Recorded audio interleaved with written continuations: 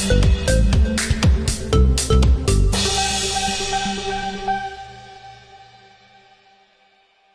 saya ceritakan dulu, ya. Kronologisnya adalah kenapa saya dan Rian ikut di dalamnya.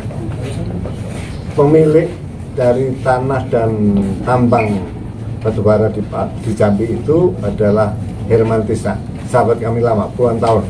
Kemudian kami diajak untuk bergabung di PT BBI. Nah, tapi ketika kami ke notaris, ternyata nama PT-nya pemiliknya sudah diganti oleh tersangka DC, yang itu dia sebetulnya sebagai direktur operasi yang dipercaya gitu.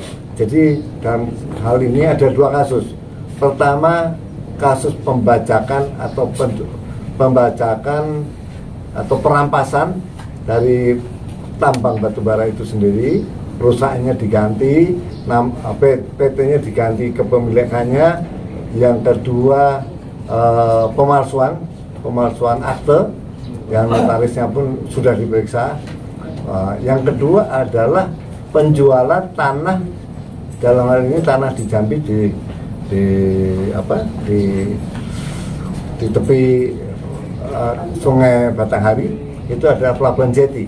Jadi itu untuk mengangkut batu bara tersebut. Di situ tidak hanya tanahnya, tidak hanya jetinya, tetapi juga ada alat-alat beratnya.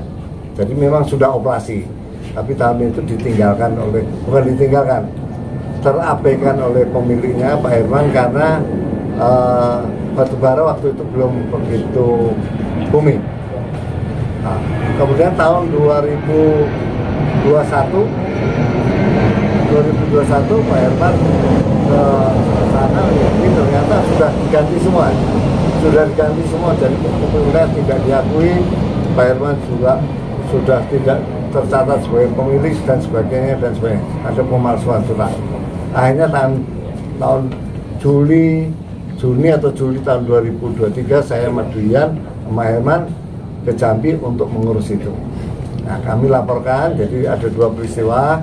Satu, tanah alat berat itu di Jambi, Polda Jambi. Yang kedua di Mabes Polisi ini.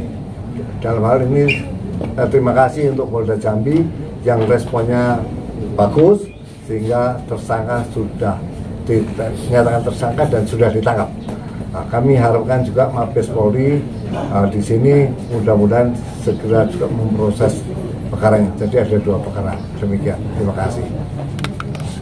Ada pertanyaan? Ada pertanyaan? Silakan teman-teman. Om, kalau boleh dibilang total kerugiannya berapa, Om? Oh, kerugiannya banyak banget. Kalau ya, saya angka-angkanya tidak tahu pasti, mungkin nanti saya bisa cek lagi. Tapi kalau udah ratusan ribu yang keluar dari situ kan berarti udah puluhan miliar. Bukan saya yang dirugikan, tapi Pak Hermannya yang dirugikan. Dan tanahnya itu juga miliaran. Tanahnya itu 1,9 hektar di tepi pelabuhan. Itu di sungai ya, di sungai Batanghari. Alat-alat beratnya. Jadi kerugian luar biasa. Tidak hanya itu, tapi perampasan PT-nya itu sendiri, sehingga yang punya nggak bisa jualan. Sampai hari ini nggak bisa jualan karena menyangkut modinya, RKAP-nya, menyangkut pajaknya, menyangkut semua hal. Itu. Jadi bisa dikatakan seperti modus gitu ya, atau gimana sih? Oh iya, ini kan kita berhadapan dengan mafia tambang yang sebetulnya ketika itu pemerintah komitmen untuk memberantasnya. Nah, mudah-mudahan ini bisa cepat selesai, bisa dinyatakan siapa yang salah, kembali kepemilikannya kembali pada yang berhak gitu. Jadi mudah-mudahan ini segera selesai.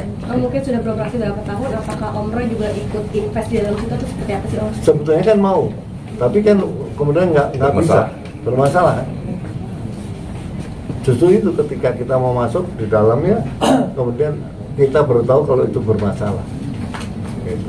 Ini kan berdasarkan rilis yang saya baca, laporan itu tercatat tanggal 10 Juli 2020. Juli, ya. Dan tersangka ditangkap pada tahun 2025. Ya. Jadi ada rentang waktu selama 2 tahun untuk proses ini. Hampir 3 tahun. Mungkin bagaimana, apa sih alasannya kenapa proses penangkapan pelaku ini begitu lama untuk ditangkap? Ya. Ini selalu problem kita, problem seluruh tambang di Indonesia mafia, kalau kita berhadapan dengan mafia seperti itu. Jadi selalu mereka itu begitu licin dan punya modus-modus tertentu. Misalnya kita laporkan, dia laporkan balik. Jadi ketika itu kenapa juga kita ikut, karena dia juga menuduh saya dengan Demian ikut terlibat penipuan tambang itu, gitu lah. Jadi kami yang dilaporkan balik, gitu. Tapi Om sebenarnya itu hanya pure untuk membantu Pak Herman ini kan? Oh iya, karena ya kan kita mau bergabung di dalam PT tersebut. Om, ada indikasi juga pelaku tuh sempat melarikan diri, itu benar nggak sih Om? Oh iya, udah berkali-kali. Jadi memang ini luar biasa. Orang ini DC ini luar biasa ini. Dan ketika kami berdua ke Jambi itu begitu banyak ketemu orang yang ngomong sama kami mereka ditipu puluhan miliar. Menjadi korban daripada memang ini modusnya begitu. DC ini. Ya, residivis kok. Mabes ini juga mengatakan itu residivis. Karena selalu modusnya seperti itu. Dan memang ini kayak belut sekali, memang licin. Belut pakai minyak. Memang pakai minyak.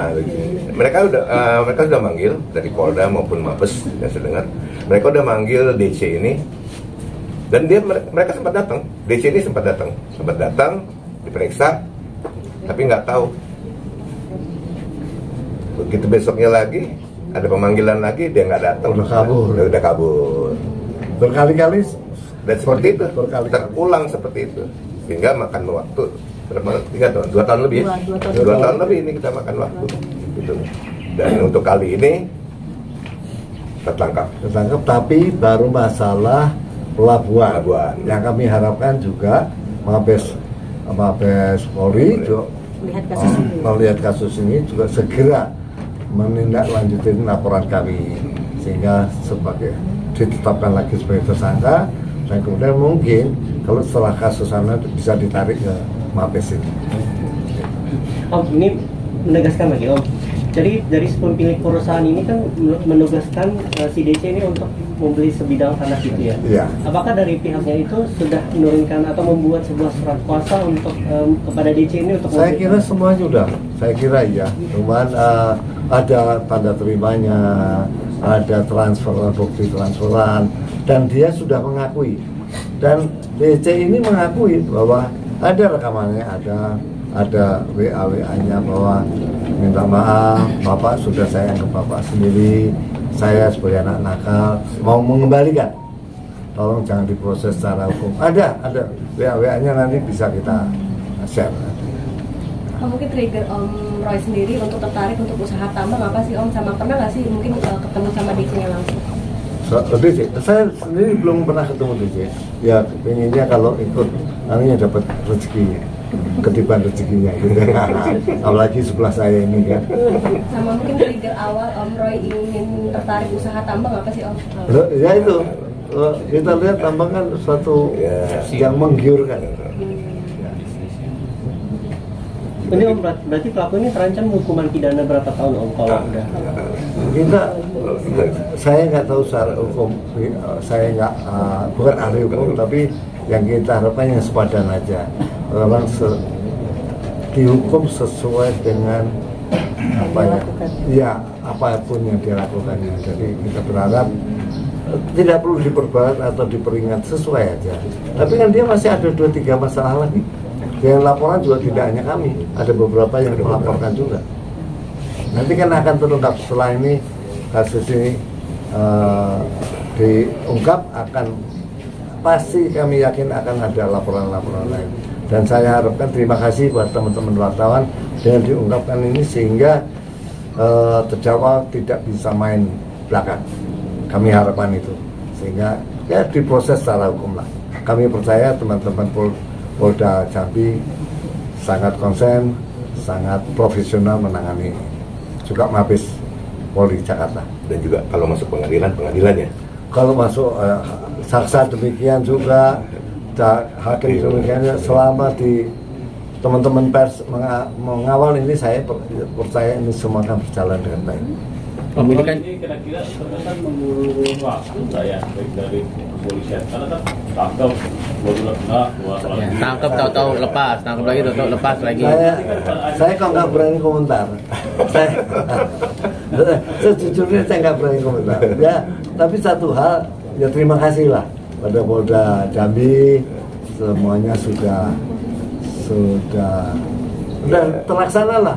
Apa yang kami laporkan sudah ditindaklanjuti. Ini sebuah prestasi yang menurut saya bagus. Om, ini kan tadi Om menjelaskan bahwa banyak total korban yang merasa dirugikan ya. Apakah Om juga berharap bahwa uangnya bisa dikembalikan atau gimana Om? Maunya sebegitu. Maunya sebegitu. Ya, tapi kayaknya kalau susah ya. Susah kalau uang kembali. Minimal ya, perusahaannya dikembalikan. Sehingga sahabat kita Herman dan kami juga bisa mengerjakan tambang tersebut. Ya kan, kalau yang udah hilang, ya kita anggap aja nyumbang yatim piatu gitu. Ya. Kamu ini kan dekat sana itu sudah dibangun ada bangunan lah, ada usaha segala macam yang jalan. Kalau ditaksir total mungkin nggak mau selama 2 tahun dia sudah merampas. Waduh, saya nggak tahu pasaran di sana, tapi bayangin itu suatu tempat yang paling strategis di sungai di bantaran sungai Batanghari itu. Memang sekarang kan di Jambi itu baru meledak tambang sawitnya maupun batu baranya maupun emasnya atau tambang-tambang lainnya baru hebat kan. Jadi memang dibutuhkan pelabuhan untuk mengangkut hasil-hasil tambang tersebut. Dan itu yang paling dekat dengan tambang kami itu cuma dekat sekali dibanding yang kan ada yang jauh, ada yang 100 kilo, ada 40 kilo, 160. Ini cuma berapa ya? 13. Iya, enggak sih. Ini dekat sekali, paling dekat tambang kami itu paling dekat dengan pelabuhan ini. Kalau diestimasikan ratusan miliar loh. Hah? Kalau diestimasikan ya lebih ratusan miliar kecil. Perkiraan mungkin Om. Ya, bisa. Ini kan ditambang ya Om. Ya, Bisa. saya nggak sekali lagi saya nggak tahu pasaran tanah sana, tapi pasti kerugian paling besar. Tapi pelabuhan masih kalah dengan tambangnya itu sendiri. Jadi perebutan tambang ini yang lebih besar, ya kan? Perusahaannya yang dirampok ini yang lebih besar kerugiannya dibanding itu besar, tapi perusahaannya jauh lebih besar. Karena BBI itu kan termasuk pelopor atau perusahaan paling besar di Jambi. Oke, cukup. Terima kasih. Terima kasih kami. Terima kasih buat teman-teman ya. Jadi di sini juga Mas Ram mengklarifikasi karena tadinya tertuduh. Iya, tadinya tertuduh ya kan, pihak Mas Roy tertuduh. ini seolah yang melakukan penipuan ya. Iya, padahal yang nipu sebelah ini. Jadi tertuduh dituduhin. Iya. Oke, terima kasih ya teman-teman ya.